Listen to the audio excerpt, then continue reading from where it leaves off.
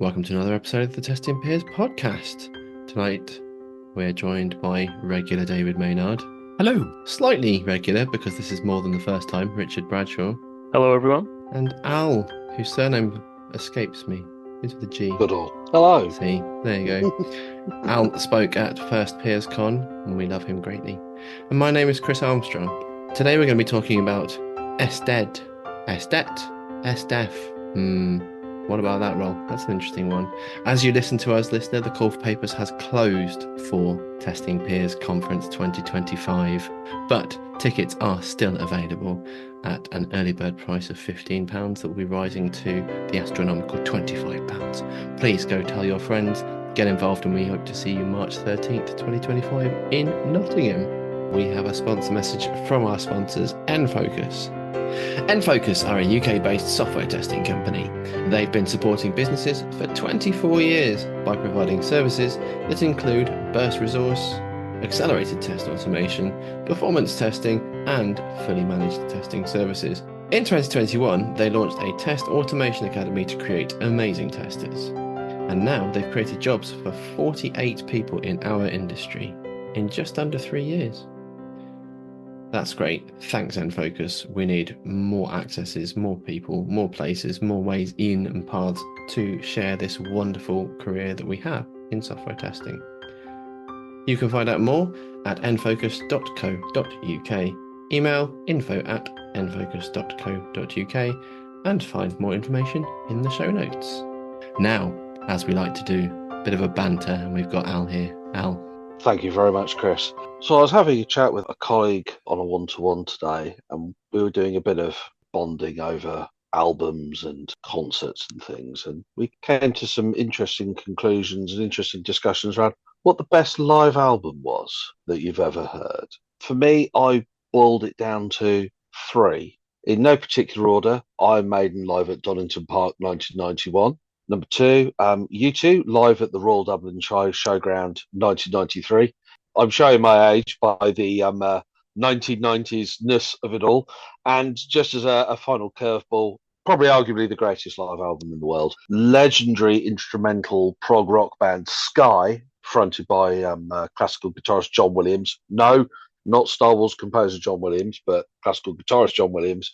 Sky 5 live at Sydney Opera House, which I think was either 1982 or 1984. So he went completely the other way and came out with Metallica, with the first Metallica with the San Francisco Philharmonic S&M, which I thought, oh, yeah, I hadn't really thought of that. So over to the rest of the guys. I mean, greatest live album you've ever heard? I've probably got two, I think. One, because I think it's done incredibly well, and one because it brings me all the happy memories. So there's Linkin Park live in Texas. I'm a big Linkin Park fan, and that's just great. And obviously with Chester Bennington passing away and stuff, like, it's just amazing to hear him sing live. And I love all those songs. And I got the album with the DVD so you can watch all, and that's a really exciting thing. And then I think in terms of sort of possibly nice music that is played well live and sung well live by all, I would go with Seal Soul with all his soul covers from 2009. So I'm going to go right bang up to date because I really rate this artist and her album is fantastic. It's Raye live at the Albert Hall. She's a fantastic entertainer. Her songs are really poignant, and singing with a full orchestra so early in her career is just amazing. So definitely that one. I feel like the odd one out here because I listen to a lot of music, but purely because I can't stand silence. But I've never even thought or appreciated the difference listening to something that's live. Like I'm literally, as you're all talking, my brain is thinking I like to listen to the best possible version of the song, which would be the recorded one in my head. And I've only ever been to like 2 gigs in my life, but I'm gonna go with Chris because I love Linkin Park, and growing up would listen to a lot of Linkin Park. But yeah, actually off the top of my head now, I haven't listened to them, and even though I see them on Spotify, I don't click on them. So I think I need to start listening to some live albums, especially Raye as well, because actually I do listen to Metal bands that have orchestras playing with them, like Metallica one that Al was talking about, are pretty badass. There's a Hoobastank did one at the Segal Theatre in Paris that was pretty awesome as well. I think the thing with live albums is the fact that they can reproduce the recorded version, or good musicians can, on stage. You do discover some terrible vocalists, though, when you hear them live. That is an interesting one. I mean, YouTube has lots of live concerts that you can like rewatch back. I mean, that's where I found the U2 one. I mean, I originally listened to that on the wireless, such as it was back in the day, and you see, it's nice to kind of go back and find this stuff, and there's always somebody who's done the deed and put it out there for you to listen to. I do find it interesting that, like, watching back, say, the original Live Aid is quite always an interesting one to watch. Not Live 8 or any of the other iterations, but the very first one. Although it's always quite interesting that the bit that when Led Zeppelin played, and of course had Phil Collins on the drums, and I think they had it removed. But it's quite interesting, as you said, the vocal, some of the vocal variety, shall we say. No such thing as auto-tune back in the 80s. So, Oh, looking back. But if we look back now, this is a really good segue, guys, so listen up. If we look back at the world when we thought SDETs were the future, are SDETs the future now? Are they the present? Are they relevant? What's their place? What do we think? What is an SDET to you?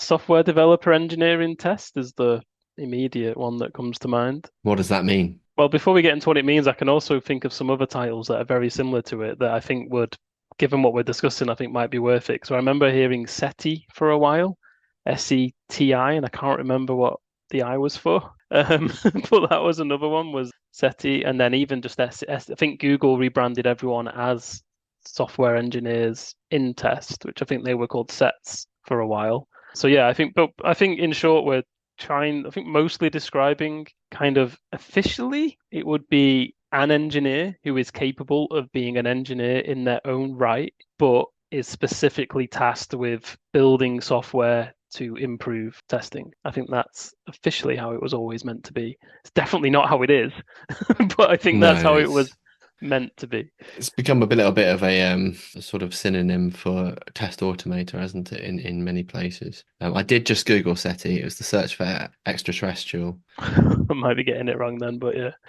There's probably more things. No, can't find it.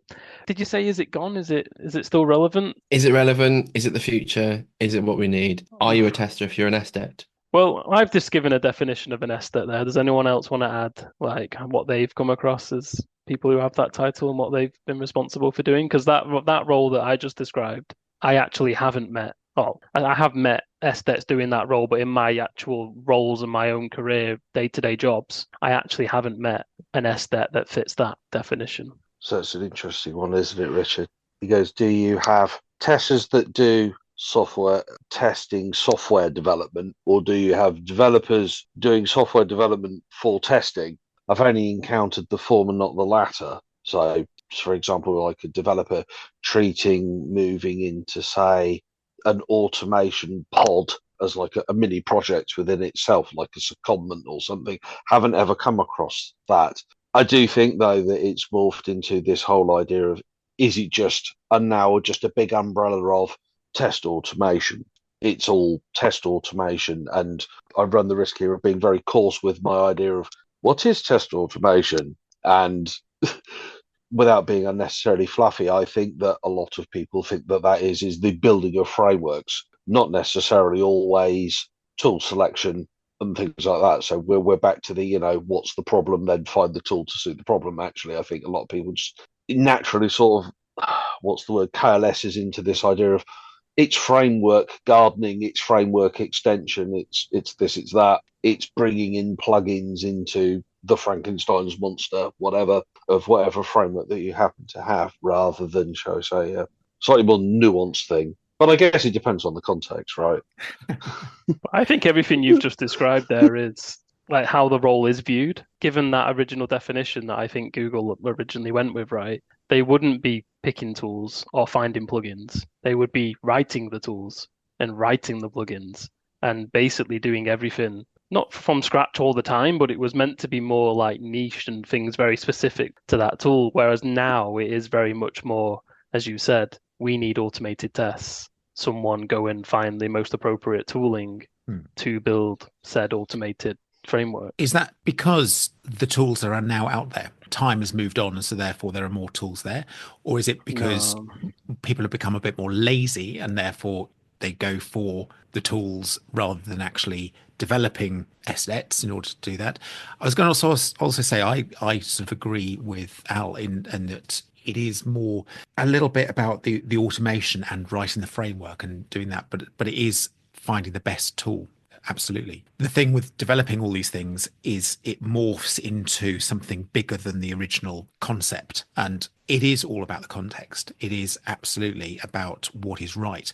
And we've mentioned models before, just because one person has put an idea in, it doesn't mean to say that in our context, it works the same way. In terms of SDET, it's the same as anything. Giving someone a title like SDET can mean very different things from one person to another, unless, and I know we're not going to go into job descriptions and stuff, but unless you're very precise as to what you expect the SDET to do in your particular field, then you can, well, by being precise, you can cut down on the number of CVs you get with the skills that you are not expecting, and looking at things like that, because it can be absolutely so broad. I think it is incredibly broad. I just wanted to correct actually one thing I said earlier as well, because I haven't met anyone who I think would be an engineer in an SDET role, but I have met lots of SDETs that could be engineers, but they're choosing not to. So I've met some incredibly skilled people who would rather focus on test automation, test tooling,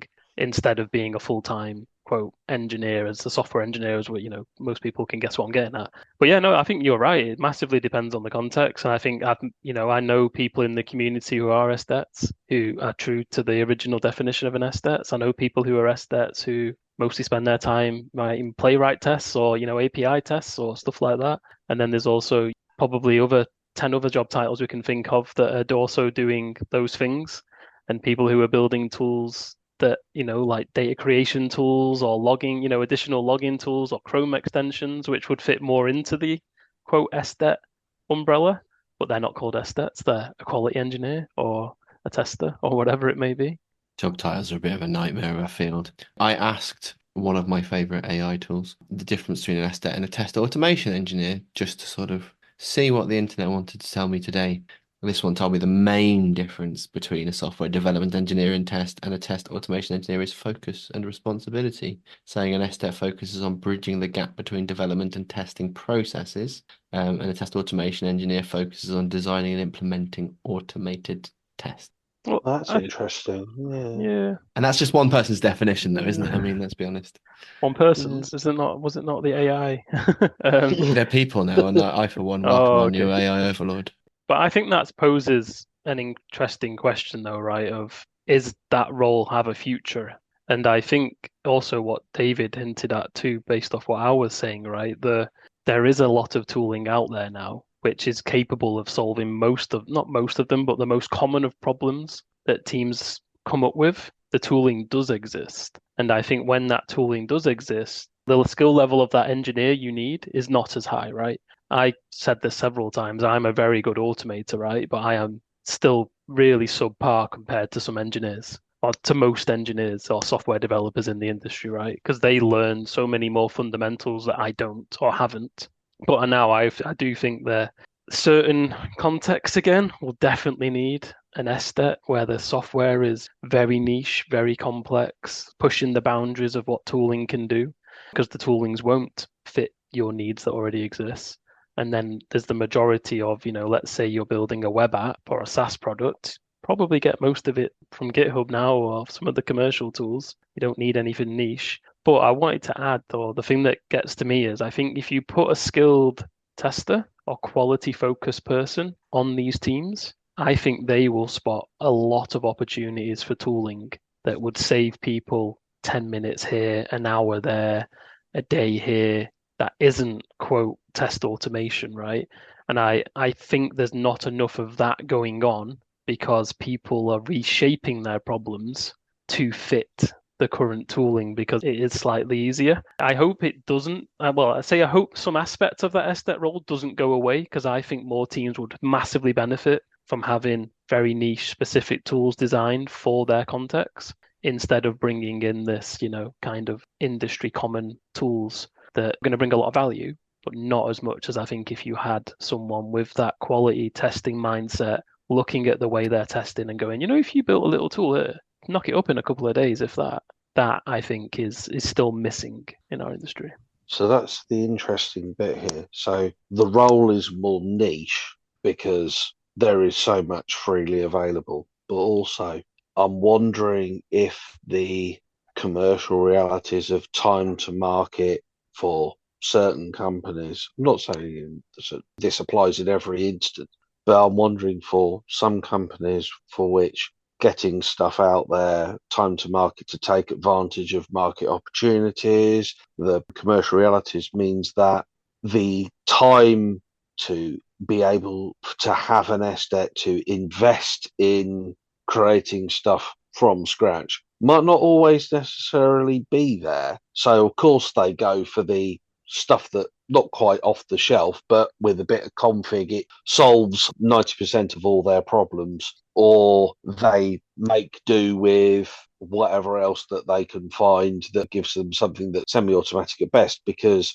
they either can't create a business proposition to get a role, create the role, or that the opportunity isn't necessarily always there to be able to create the stuff from scratch. So, but it does lead to a niche. It does lead us to a kind of a position of an SDET as a niche role, that where the time and the opportunity exists to be able to do tool investment.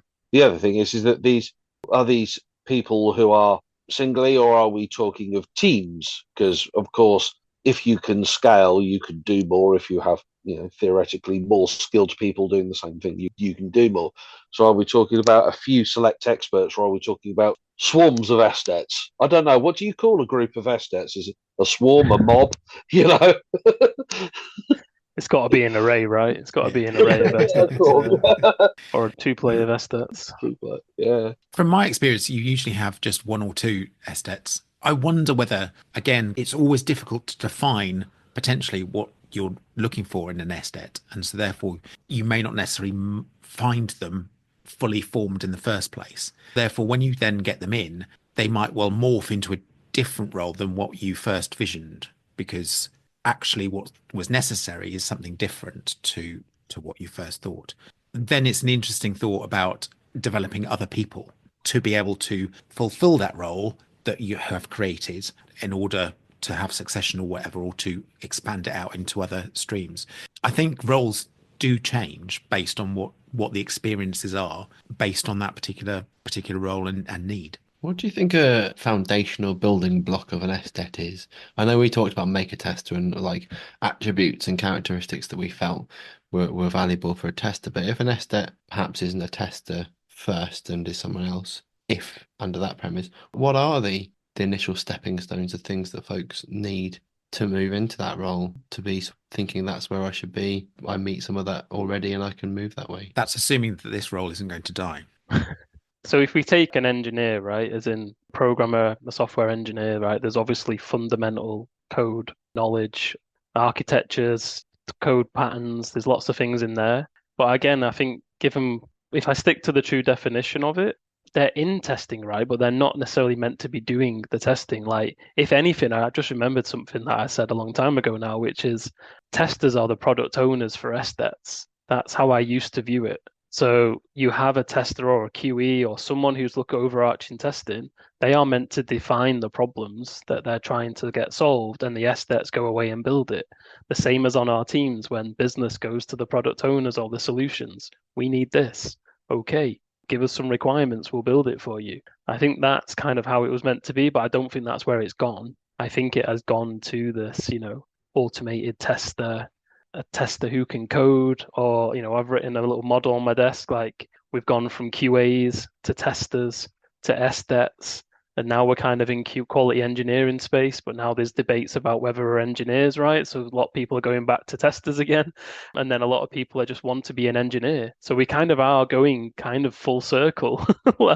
And I think when you map that out, I think now, whether you have that title or not, let's assume it's an SDET who tests and automates, you are now in that space where you should be a skilled tester who can also probably code and go about building those tests. So there's two massive disciplines there. Engineers are amazing at what they do. Testers are amazing at what they do. Now you're meant to learn both. let's not add a quality engineer on top of that, right? Who's meant to do both of those, as well as technical leadership and, quality mindsets and, basically stick a quality coach on top. I think like officially you would just be a very good engineer. But now the way it's gone, I think you're technically meant to be able to test and be a very good engineer.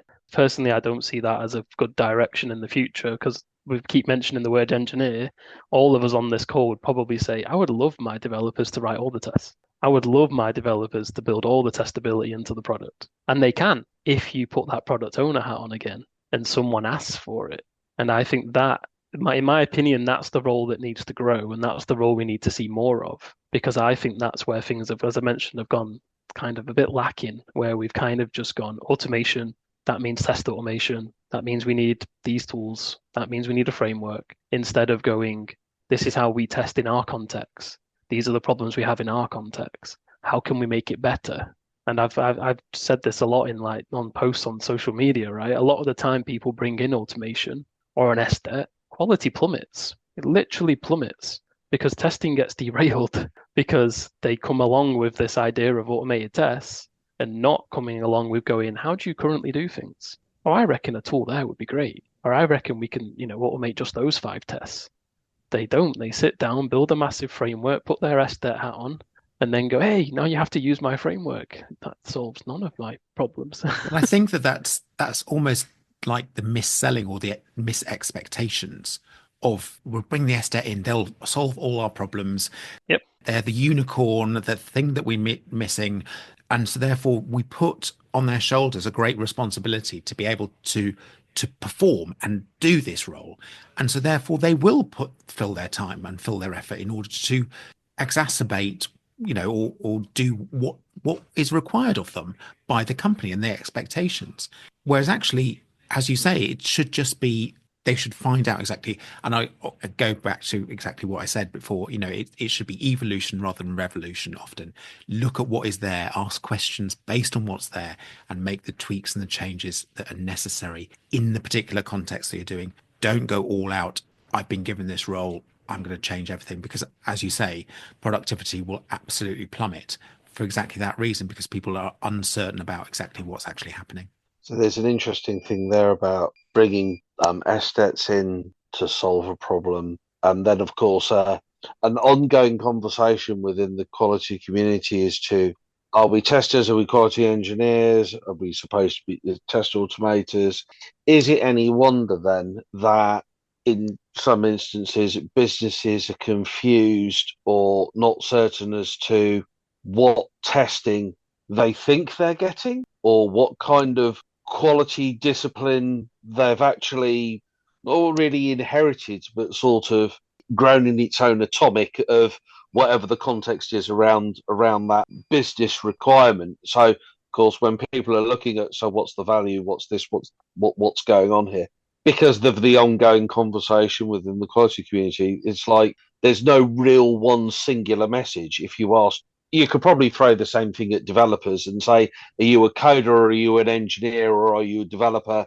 Let's throw DevOps in there for good measure as well. Are all coders now supposed to be developers? In which case, are they now supposed to adhere to DevOps principles as well? So actually, is this really just endemic of the entire technology community is just constantly evolving, and there's no real one right answer at any one given point from anybody from business ownership looking in at this and is going, so what have we actually got here? I think you've hit the nail on the head, though. It is continuously evolving, and every company is at a different end of the scale. I was actually chatting to Chris, was it yesterday on a hangout? We were discussing that there's still companies on the very left, right? Let's say still waterfall, still very traditional, QAs, test managers, whatever, right? Don't even have any automation yet. And then there's companies at this end of the scale where the engineers do all the testing. Product owners are brilliant at designing tests. They release 100 times a day, right? Whatever. I'm not saying either side of that is good or bad, but as companies move along this, industry and development at very different paces, and that brings us back to what we said about context. And I know it's always a cop-out answer, right? But it's true, right? It does massively depend, and the biggest skill. So we answer this question of is the role disappearing? actually just going to say yes, right? Because I think that role as it's defined is not enough anymore.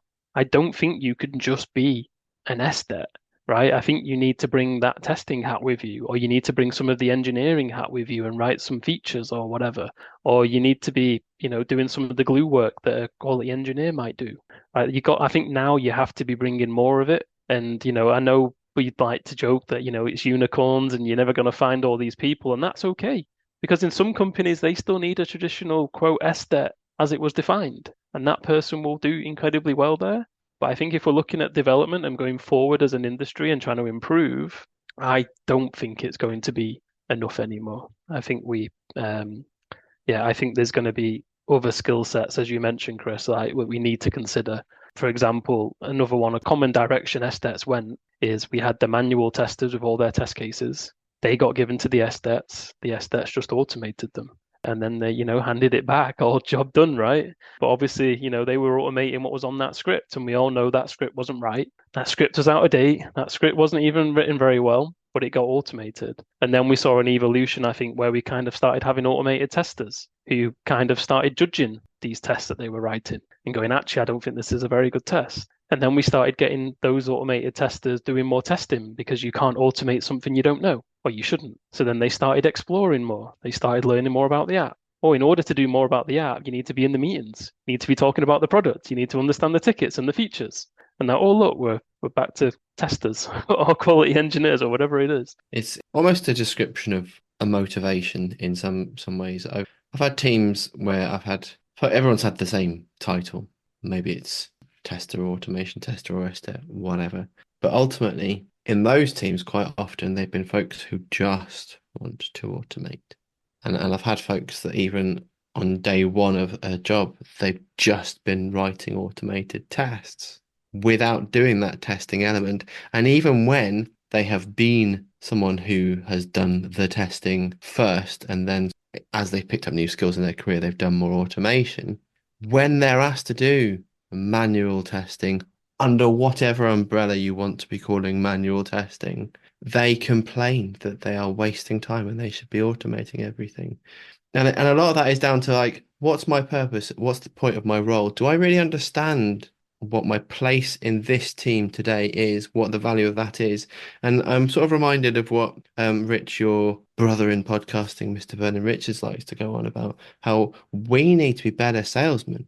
We need to better explain what we're here for, what the value that we provide is, why it is important, and all of those things, because the art of a quality coach isn't just to be able to sort of point things and organize things, right? It's to bring that quality out in your team using the skills that you have within your team to sort of collectively focus and do things better as the team sort of highlight and work their way through those things. And if we can't sell quality into our own teams, then can we really wear a testing badge of any description? Ooh, that's triggering. Yeah. I was going to say that I agree with Rich. I think the traditional role of the SDET is probably going to become much more sort of niche. There will be certain companies that still believe in the SDET and whatever. I think the role will change depending on what the company is. But I think the industry has moved on from the sort of SDET as a traditional role and as a job title. I think we have, like you said, your sort of flow going to quality engineering and then back to tester. I think that as a traditional role will become even more niche again because of what we just said about the tools and the accessibility of those sort of things. I think they'll be harder to find. Yeah, I definitely think so. I think even the roles where an SDET would make sense, I actually kind of what I said earlier, but like thinking about it in more depth, I think nowadays, if you did want that role, you would be much better off calling yourself an engineer. You'll have more opportunities, you'd get paid more, you'd get more respect. You wouldn't have to fight for what testing is or what quality is. You wouldn't need to do the sales training, right? Because you're an engineer now. You're already pre-approved, pre-qualified. And I think nowadays, I think we are seeing more of that happening, right? If you look at even the tooling that we rave about today, like Playwright, came out of engineers.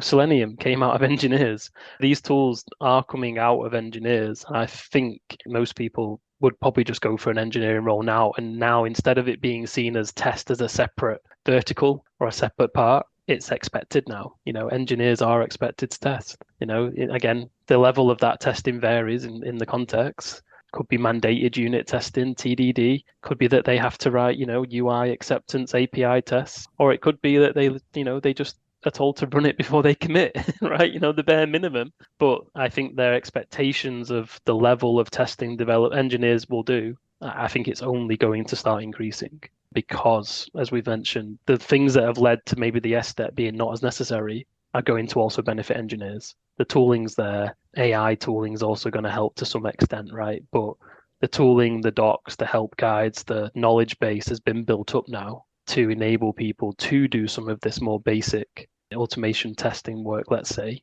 which is what most people view an SDET to be doing. And then I think we'll start to, as that becomes easier, although I did write one comment that I really need to bring up that we joked about, you never get back to doing automation because once you start test automation, your problems never go away. So you're never going to get the time back that, to do this other stuff. But I do think as my personal direction, I would love to see is these engineers doing a lot more of this automated testing effort, ideally educated by a tester or a quality engineer so they know what to test, they're trained, or maybe it's done in parallel, or maybe we do it in pre-planning and we make it clear what the minimum automated test should be to come out of this piece of work, not to prove that it does work, but to prove that it can work in a very, controlled environment. And then I think that actually might free up. I think as more people do shift to think about quality as a wider picture, I think we're going to start seeing bigger gaps in the tooling that's out there, because we've satisfied tooling for test automation or automated testing. But I think there is massive gaps in the tooling when it comes to doing really good quality work, and they're going to need to be built by someone. Are they going to be built by SDETs? No, they'll be built by probably the engineers if you can get your company to, if you can sell. So let's go back to selling. If you can sell it, then maybe you'll get it built. There's an interesting phrase that an ex-colleague always used to come up with about engineers and solving problems and coming up with tooling that I think fits here. He goes, generally speaking, if it's painful for engineers to do, they'll do it once, find that it's painful, and then will immediately try and create something to make that pain go away. Hence, that's where the tooling comes from. So you were talking, Richard, about Playwright and about Selenium and about that it came out from engineers because engineers found something painful to do, were probably made to do it a few times and then thought, forget this, I know, we'll create this. I want to do cross-browser testing. I can't be bothered to spin up 6 browsers on my laptop or find somebody that's got a Mac and Safari because I'm a Linux user, whatever.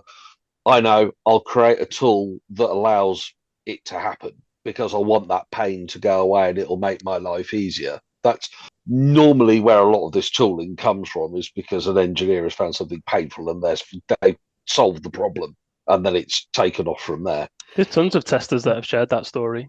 If you're having difficulty testing, ask an engineer to run the same test, and then they'll feel that pain, and then they'll go, oh, you know what? There's a better way of doing this. And exactly. I think and that works. But I would say even better doing it together as a pair. You both accelerate at a completely different rate. Brilliant. And that's a perfect time to finish. So thank you very much for the conversation. Thank you, Al, Richard, and Chris for joining us tonight. As Chris mentioned, we have the PeersCon occurring in Nottingham in March next year. Please do get your tickets from peerscon.com. Please also, if you'd like to join in the conversation that we've had tonight, please contact us either through email at contactus@testingpeers.com or through our social media, mainly through LinkedIn. Please do search there for Testing Peers there. But thank you very much for the conversation. Please let's hear from you if you have any comments, and we'll look forward to inviting you back next time. For now, it's goodbye from the Testing Peers. Goodbye.